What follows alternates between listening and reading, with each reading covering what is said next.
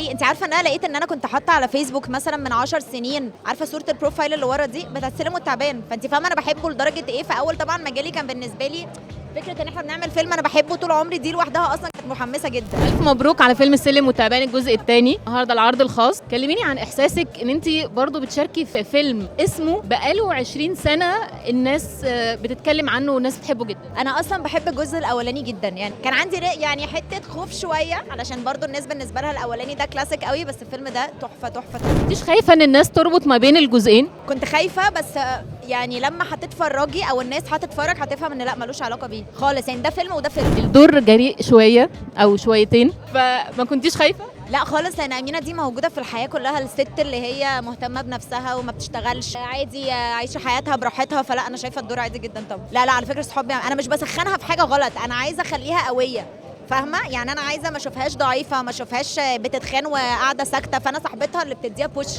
مش اللي بتسخنها انها تبوظ جوازاتها وخلاص يعني. ايه اكتر حاجه كنت بتحبيها في الجزء الاول؟ هي القصه كلها، وحازم وياسمين، وهو مود كده كلاسيك معين، والتانجو، لا الجزء الاولاني كله تحفه.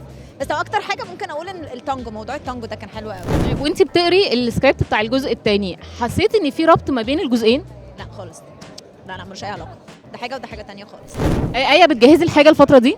خلصت سفاح التجمع مع فيشاوي، ورمضان بقى لسه بقرا، لسه هشوف. ملك